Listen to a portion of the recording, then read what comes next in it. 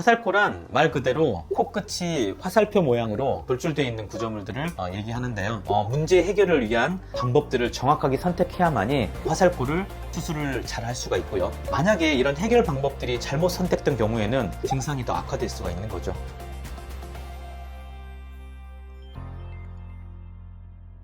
안녕하세요.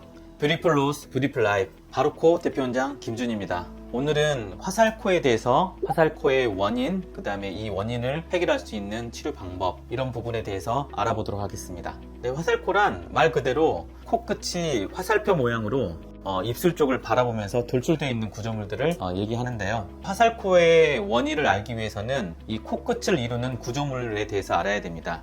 이 코끝의 구조물은 가장 먼저 이 코의 끝을 이루는 비익연골이라는 콧날개 연골이 있겠고, 그 다음에 그 아래쪽에 비중격이라고 하는 코를 지지하는 연골이 있겠고, 그 밑부분에 이 입술 위의 뼈인 상악뼈가 있겠습니다. 비중격 연골이나 이런 비익 연골이 굉장히 커가지고 이게 앞으로 돌출되어 있었을 때 일반적인 화살코를 이룰 수 있고요. 또 하나는 이 상악, 이 입술 위의 뼈가 굉장히 작아가지고 상대적으로 코끝이 커 보이거나 길어 보일 때 화살코 모양을 보이기도 합니다. 또 하나는 양악수술이나 윤곽수술 같은 걸 통해서 안쪽에 비중격의 구조물들이 손상이 됐었을 때 위에 있는 연골을 받쳐주지 못하고 연골이 아래쪽으로 처지게 되면서 화살코를 이루기도 합니다. 네, 화살코 수술 방법은 여러 가지가 있는데요. 한 가지 방법으로 해결하기도 하지만 복합적인 해결 방법을 동시에 하기도 합니다.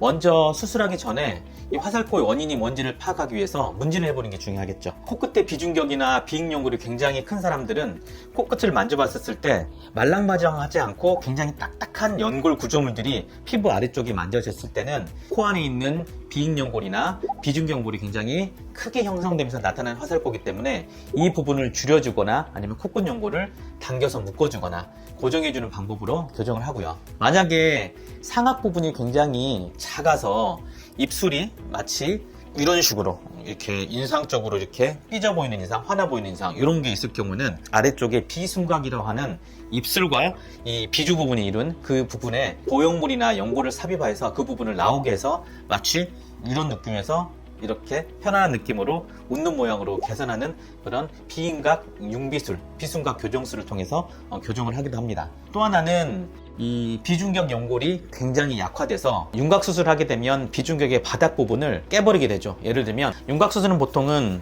이 치아 위쪽에 있는 이 뼈를 집어넣어야 되기 때문에 이 부분과 이 부분을 자르고 이 코 안쪽에 있는 비중격의 밑부분을 잘라서 이걸 넣는 수술을 하는 거죠. 근데 이렇게 되면 비중격이 약해지면서 코끝 연골이 처지게 되죠.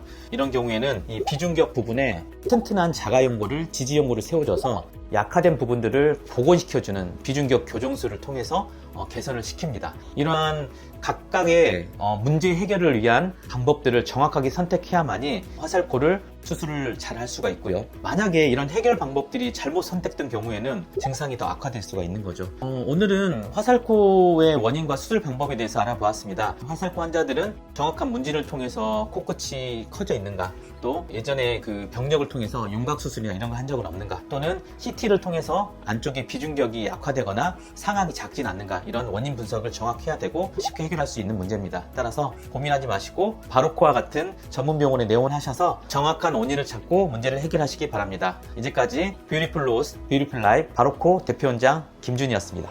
더 궁금하신 점이나 문의사항이 있으시면 언제나 댓글이나 병원으로 문의 상담 남겨주시면 친절하게 답변 드리도록 하겠습니다.